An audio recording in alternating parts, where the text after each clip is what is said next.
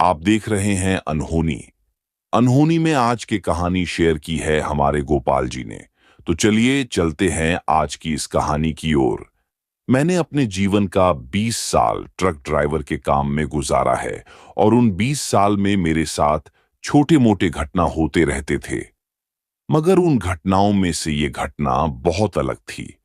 ये घटना इतना भयानक था कि इसकी वजह से मेरा ट्रक चौराना पड़ा। मैं आज भी जब इस घटना के बारे में सोचता हूं तो मेरा रूह कांप जाता है।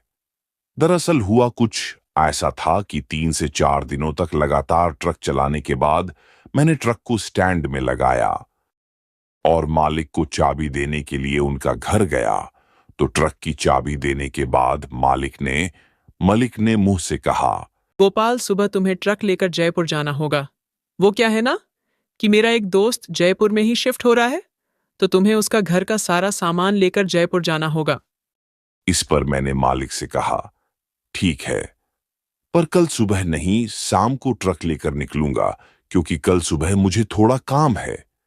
इतना बोलकर मैं अपने घर चला गया। मैं इस बार ये सोचकर अपने मालिक के पास गया था कि इस बार कुछ दिनों की छुट्टी लूंगा, पर वो फिर से एक काम दे दिया। लेकिन मैं कुछ कर भी नहीं सकता था। मालिक की बात तो माननी ही होगी। मैंने ठीक 5 बजे ट्रक को लेकर मालिक के दोस्त के घर चला गया, सामान लोड करवाने के लिए। लेकिन ज्यादा सामान होने के कारण ट्रक में सामान लोड करते करते रात के 8 बज गया। ठीक 8 बजे मैंने ट्रक को जयपुर ले जाने के लिए रवाना हो गया। ठंड के मौसम होने के कारण रात के 8 बजे ही रात के 10 बजे की बराबर लग रहा था। हमारे यहां से जयपुर लगभग 300 किलोमीटर है, तो मुझे जयपुर तक पहुंचने के लिए करीबन 4 घंटे का समय लगेगा। और ये 4 घंटा आज मैं अकेले ही सफर करने वाला हूँ। असल के मेरे पहले वाला खलासी से मेरे मालिक को कुछ उठा-पटक हो गया था। इसीलिए पहले वाला खलासी 1 महीने पहले ही काम छोड़कर चला गया था। तब से मैं अकेला ही ट्रक चला रहा हूँ, क्योंकि कोई खलासी अभी तक मिला हो नहीं था।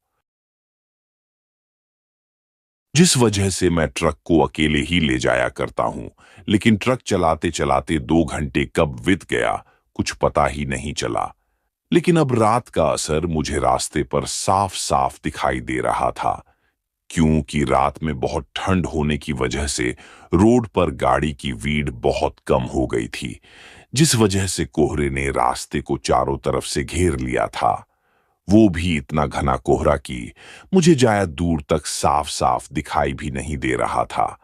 अंधेरा कुछ इस तरह छाया हुआ था कि मेरे गाड़ी की लाइट भी अंधेरे के सामने फीकी पड़ रही थी। काफी ठंड होने की वजह से मैंने ट्रक की सारी खिड़कियां बंद कर रखी थीं, ताकि ठंडी ठंडी हवाएं ट्रक के अंदर ना आ सके। अभी मैं ट्रक चला ही रहा था कि तभी मुझे याद आया कि एक शॉर्टकट रास्ता भी है, जिससे मैं 2 घंटे जल्दी जयपुर पहुंच जाऊंगा।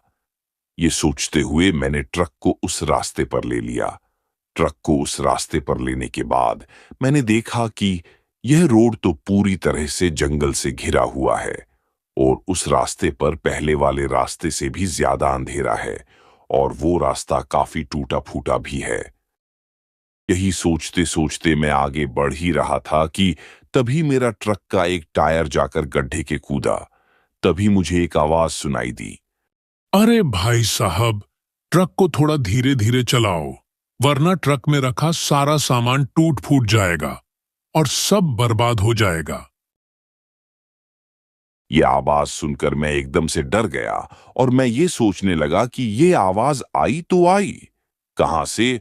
ट्रक में तो मेरे अलावा कोई और है भी नहीं। मैंने अपनी तसल्ली के लिए अपने अगल बगल देखा, लेकिन मुझे कुछ दिखाई नहीं दिया। खैर, मैं इसे अपना वहम मानकर आगे बढ़ने लगा। लगभग 15 मिनट ट्रक चलाने के बाद मुझे बीड़ी जलने की गंध आने लगी। मगर ये कैसे हो सकता है, क्योंकि मैंने ट्रक के सारी खिड़कियां बंद कर रखा था और अंदर में मैं बस अकेला ही हूं। तो बीड़ी जलने की गंध कहां से आ रही है। रहते रहते बीड़ी जलने की गंध ट्रक की पूरी केबिन में भर गया। मुझसे रहा नहीं जा रहा था। तभी मैं अपने तरफ वाली खिड़कियां खोलने की सोच ही रहा था। तभी मैं देखा कि खिड़की अपने आप खुल रही है, मानो जैसे कोई एड्रेस शक्ति अपने हाथ से खोल रही हो। अभी मेरा ध्यान खिड़की पर ही था। तभी मेरे ट्रक की एक टायर फिर से जाकर गड्ढे में खुद गया। तब फिर से एक आवाज सुनाई दी, पर यह आवाज पहले वाली आवाज से बहुत ज्यादा भयानक थी। इस आवाज को सुनकर मैं कुछ ज्यादा डर गया।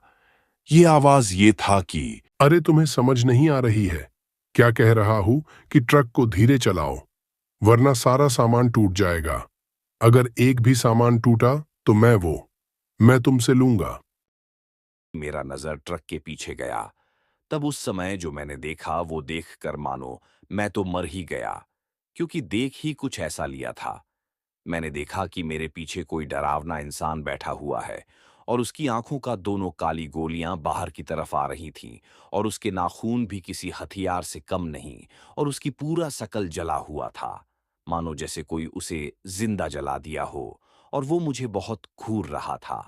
अब वो धीरे धीरे मेरे पास आ रहा है। मुझे कुछ समझ नहीं आ रहा है कि मैं क्या करूं। एक तरफ मैं अपने मन में सोच रहा था कि ट्रक से कूद जाऊं। मैंने पूरा मन बना ही लिया था ट्रक से कूदने की।